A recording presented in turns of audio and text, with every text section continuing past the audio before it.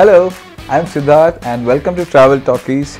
Today's episode we have with us the biryani slash family man who's a stand-up comedian who's been doing shows all over the world right now, a busy man.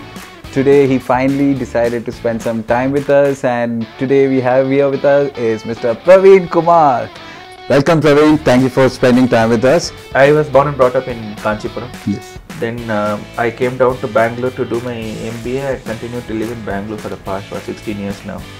And I was doing comedy mimes in my college, Bits Pilani. I was doing my comedy mimes.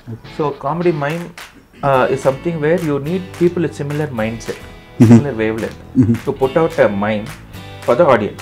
That gave me a kick. Like in front of 1,500, 2,000 people, you perform and they laugh, and then that's a great, amazing feeling. But then after we passed out, what happened was all of us went in different directions, and you need a similar mindset people to put up a mime. So we went in different directions. I was all alone in Bangalore. I didn't know what to do. I always wanted to do something related to comedy. Before that, I was trying to do blogs, comedy blogs. That didn't work out. I was active in Orkut.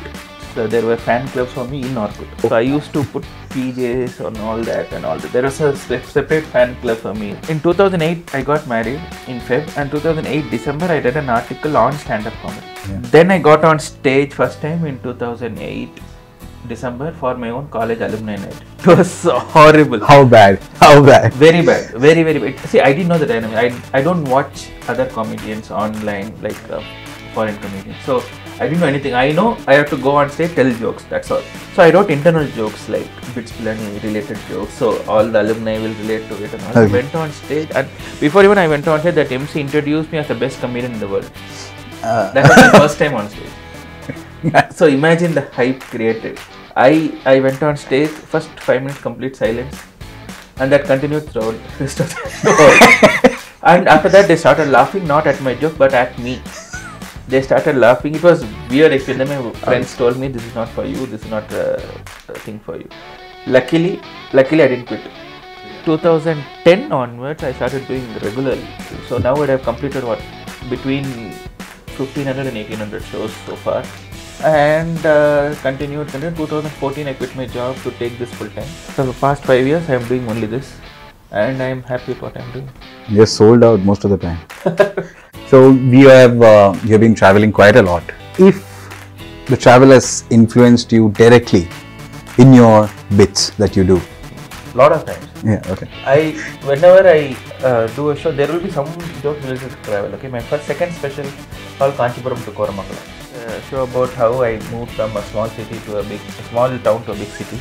So there is one big story, 8-minute story about my experience in sleeper bus. You know, one day I traveled by sleeper bus. Sleeper bus is one of the worst ways to travel if you are lying next to a stranger. It's a weird experience, especially if the other guy doesn't take a bath and removes his shirt and keeps his hand as a pillow. Imagine that situation. Another experience is removing the shoes and keeping it as a pillow for him. And I have to, if I turn back, I smell his shoes directly. Then after that, I book sleeper bus only when there is a single berth available. If not, I don't book. I'll go sitting in a lorry also, but I won't travel in a sleeper bus. And some more experience also I have, which I put as a video also. Don't travel in double-decker express. There's a double-decker train which goes from Chennai to Bangalore. And Correct, yeah. That's a very, very horrible. It's a big no. Especially if you are getting a middle seat. And if a huge guy, I am only double XL. Imagine a triple XL guy sitting next to me. So already there's no space, or it's cramped. And I have to sit like this for the entire journey. And imagine a kid kicking your seat from behind and throwing tantrum. So all these kind of, and they're not very far, very, very close. If you think also they can hear. It's that close. You travel for shows, and you travel for vacation with family, maybe, or solo. Yeah. So what is that, what is the difference that you usually see? Of course, there are a lot of differences, I'm sure. But is there something common when you travel that you feel? Huge differences when I'm going for shows. The organizer books the ticket, here I have to book. No, vacation, 3 of us will go, me, my wife and daughter, and it's a kind of first of all, you're relaxed. You don't have a show. Like you go there. Not relax, hectic, yeah. But still, something in your mind is away. You seeing people around you, studying how they are, Okay. whether they can be a next joke. Right? Wherever you go, that's how it is. Whether you're traveling in the flight, anywhere. But difference, I would say, is like buying 3 tickets instead of 1. But and that relaxation go. But you are more responsible. You are in charge of 2 more people now. If I have a family, I have to make sure that they are taken care of well. Like True, whether true. I have to take them to a hotel to stay 5-6 hours. Will they stay without food or proper food? I lot of questions in my mind. So you're more responsible, Okay. but less relaxed. When more relaxed, more responsible, more relaxed because there's no show. Yes. You can entirely focus on taking care of the family and planning your vacation. Which is that city that you have found the craziest audience in? There are a lot of cities, but recently when I'm touring my current show, Mr. Family Man, I found I'll split it into 2. Okay, crazy is a good type of crazy. Okay. Okay. Trichy, number 1. Number 2 is Kuala Lumpur. I'll tell you why. Because Trichy, there is no much of a comedy scene there. I was really surprised because I wrote jokes wrote jokes about some shops which are not in Trichy, but still they could relate to it, and I got the very good maximum response in Trichy so far in this show. Amazing audience, very good. See, I got good response in other cities also, but Trichy I was expecting less probably, because I was having this question in my mind saying, will they relate to this kind of jokes where it is talking about some shops which are not there in that city? But they understood everything and much more than what I expected. They gave their best. Other shows, other cities also good, but this exceeded my expectation. And Kuala Lumpur, the problem was I was doing in English. I insisted on doing in Tamil, but the organizer wanted in English because there were some Chinese in the audience. Again, I got skeptical because the kind of jokes I'm doing is very Indianish. Even if I'm doing in English, I was skeptical whether they'll understand or not. Surprisingly, they laughed for all the jokes and they took selfies with me after the show. And that was overwhelming, right? All other cities are expected went well, but this one I expected less, especially because of 280 people came, 10 people are Chinese. I was more focused on those 10 people than 270 people, because that's a mindset, right? Whether they'll understand, they shouldn't go unhappy, but luckily for me, they had a really nice time and they took it. I was very happy. So these 2 are good kind of crazy. Bad kind of crazy, any city can have, especially if the show is in a bar. When the show is happening in a bar, there will be more heckling. Okay. They lose control. It's not coming from a bad place. It is, they want to be a part of the show, because if you talk about something which they are relating to, they would want to tell their point also. They don't have inhibition because they are drunk.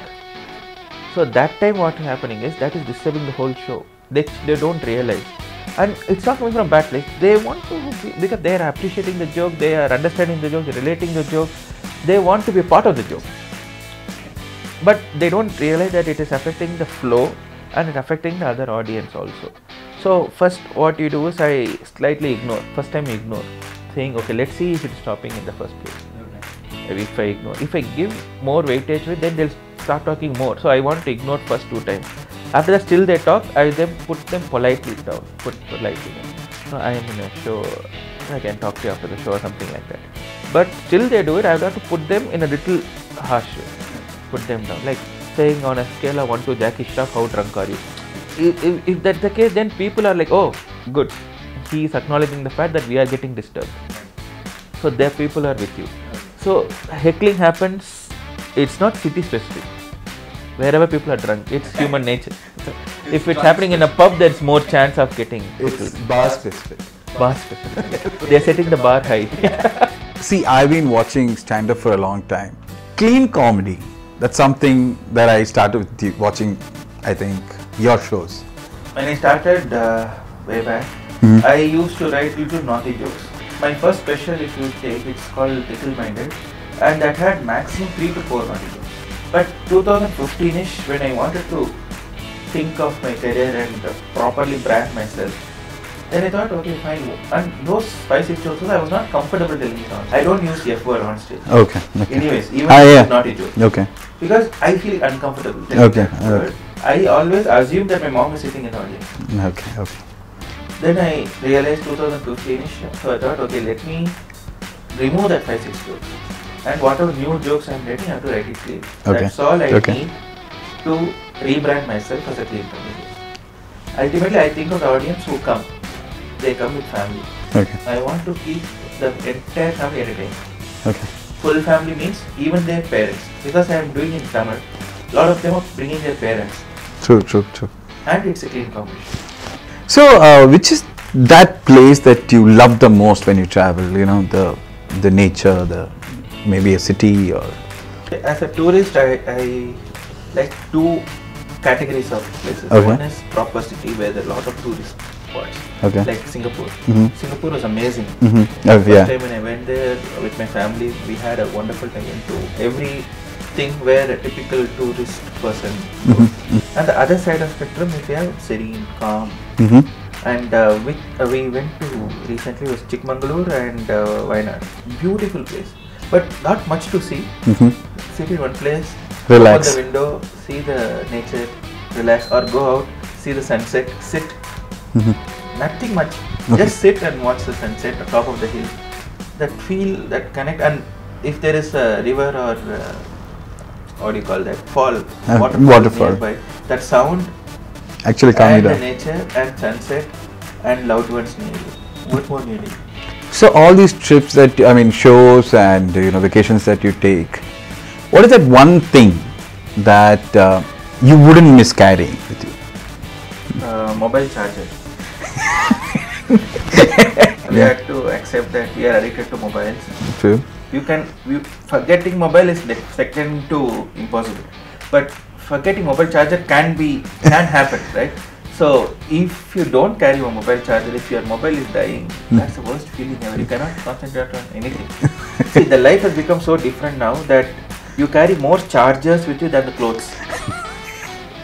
There's a separate charger for your tab, for your watch, for your laptop, for your phone, for your Bluetooth headphone.